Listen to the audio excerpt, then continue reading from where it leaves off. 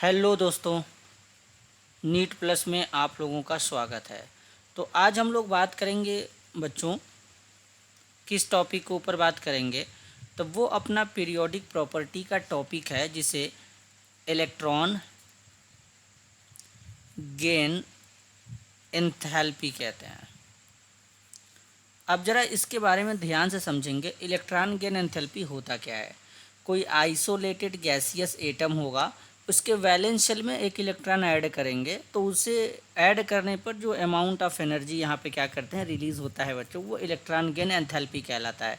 मतलब इलेक्ट्रॉन को गेन करने पर एंथैल्पी का बाहर निकलना। अब जैसे मान लेते हैं वो आइसोलेटेड गैसियस एटम हमारा एक्स है, इसमें एक इलेक्ट्रॉन ऐड कर रहे हैं अपन। जब एक इलेक्ट्रॉन ऐड करेंगे तो ये गैसियस एनायन में कन्वर्ट हो रहा है। किसमें? गैसियस एनायन में।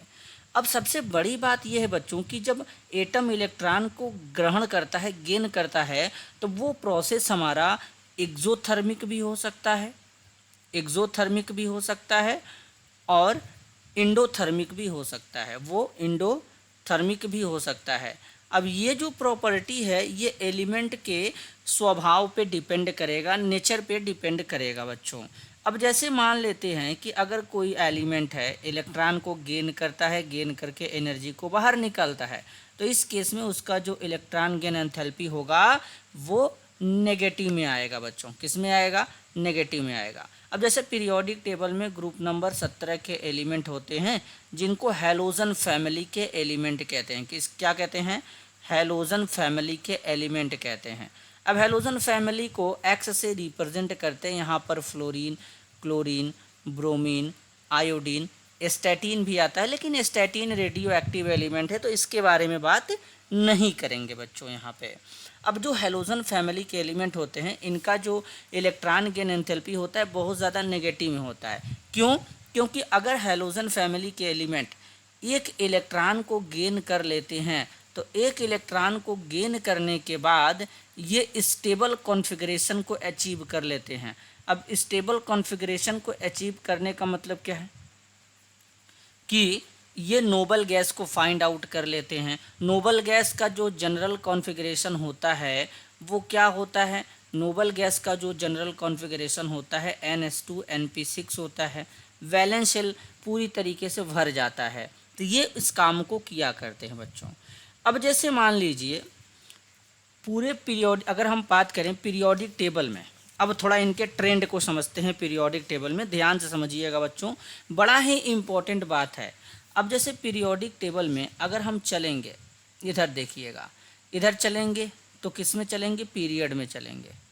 इधर कहाँ पे चलेंगे? पीरियड में चलेंगे। जब इधर चलेंगे तो पीरियड में चलेंगे, और जब इधर चलेंगे तो ग्रुप में चलेंगे।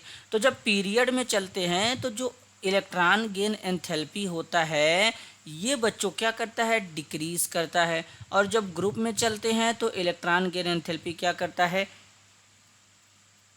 सॉरी बच्चों, जब हम लोग क्या करते हैं पीरियड में चलते हैं तो इलेक्ट्रॉन गेन एंथैल्पी क्या करता है बच्चों? इंक्रीज करता है। और जब हम लोग ग्रुप में चलते हैं तो इलेक्ट्रॉन गेन एंथैल्पी क्या करता है? डिक्रीज करता है। क्यों? जरा ध्यान से समझिएगा। डिक्रीज इसलिए करता है क्योंकि नंबर ऑफ सेल इंक्रीज करते हैं, इलेक्ट्रॉन इजीली ऐड हो जाएगा, एनर्जी कम निकलेगा। तो इस केस में ये प्रोसेस यहाँ पे चला करता है।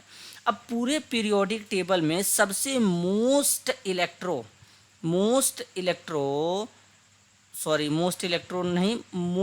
इलेक्ट्रॉन अफिनिटी रखने वाला जो एलिमेंट होता है बच्चों, वो होता है क्लोरीन। अभी समझेंगे। इनकी अगर यूनिट की बात करेंगे तो इनका यूनिट जो होता है किलो जूल पर मोल होता है, ये इनका यूनिट होता है। दूसरा बात, अगर हम यहाँ पे थोड़ा सा ऐसे इसको समझें, फ्लोरीन है, क्लोरीन है, ब्रोमीन है, आयोडीन है, स्टैटिन है। जब ग्रुप में चल रहे हैं तो इलेक्ट्रॉन अफिनिटी डिक्रीज करना चाहिए, लेकिन क्लोरीन का इलेक्ट्रॉन अफिनिटी फ्लोरीन से ज़्यादा हो गया। क्लोरीन का इलेक्ट्रॉन अफिनिटी फ्लोरीन से ज़्यादा हो गया बच्चों। और पूरे पीरियोडिक टेबल में सबसे ज़्यादा इलेक्ट्रॉन अफिनिटी क्लोरीन का होता है। इस बात को याद रखिएगा, ये क्वेश्चन कई बार पूछा जा चुका है। अब जैसे फ्लोरीन का एटॉमिक नंबर 9, कॉन्फ़िगरेशन होता है 1s2 2s2 2p, यहाँ पे 5 हो जाएगा। अगर क्लोरीन की बात करेंगे तो 17 atomic number, configuration 1s2 2s2 2p6 3s2 और 3p5 हो जाएगा बच्चों। वैलेंस शेल में यहाँ पे 7 इलेक्ट्रॉन, इसके भी 7 इलेक्ट्रॉन, लेकिन फ्लोरीन के पास कोई भी सेकेंड पीरियड का एलिमेंट है तो इसके पास कोई वैकेंट डी ऑर्बिटल नहीं है। तो फ्लोरीन का साइज क्या होता है, वेरी स्मॉल होता है, वेरी स्मॉल साइज होता है और हाई इलेक्ट्रॉन डेंसिटी होता है, हाई इलेक्ट्रॉन डेंसिटी होता है। तो अब ये फ्लोरीन है, आपका साइज स्मॉल है, इसके चारों तरफ इलेक्ट्रॉन डेंसिटी बहुत ज़्यादा है बच्चों। तो जब इलेक्ट्रॉन डेंसिटी ज़्यादा है तो आपको क्या लगता है कि जब बाहर से कोई एक्स्ट्रा इलेक्ट्रॉन ऐड होने के लिए आएगा तो इसमें ईजिली ऐड हो पाएगा, नहीं ऐड हो पाएगा। इंटर इलेक्ट्रॉनिक रिपल्सन यहाँ पे क्रिएट हो जाएगा, इलेक्ट्रॉन ऐड ही नहीं हो पाएगा। लेकिन क्लोरीन का साइज़ क्या होता है, लार्ज होता है, तो इसके इलेक्ट्रॉन थोड़े तो दूर दूर होंगे ही बच्चों। तो यहाँ पर इलेक्ट्रॉन ईजिली ऐड हो जाता है इसके कंपेयर में, फ्लोरीन के कंपेयर में। तो इसलिए यहाँ पर क्लोरीन के साइज़ के वजह से यहाँ पर इसका इलेक्ट्रॉन अफिनिटी डोमिनेट कर जाता है। तो ये पूरा प्रोसेस यानी खेल जो था वो इलेक्ट्रॉन अफिनिटी का था। ये छोटा सा वीडियो आपके लिए बहुत ही हेल्पफुल सहायक है इलेक्ट्रॉन गेन एंथैल्पी को लेकर के, जिसे इलेक्ट्रॉन अफिनिटी भी कहते हैं, शॉर्ट में EA से रिप्रेजेंट करते हैं बच्चों। तो इसको ध्यान दीजिएगा। अगले लेक्चर में हम लोग लेकर आएंगे इलेक्ट्रोनेगेटिविटी, फिर उसके बाद मैं आप लोगों को एक अलग से वीडियो प्रोवाइड करूंगा एडवांस इलेक्ट्रोनेगेटिविटी, जो कि ऑर्गेनिक में भी यूज़ हो रहा होगा। तो आज के लिए बस इतना ही, मिलते हैं अगले वीडियो में, तब तक के लिए धन्यवाद।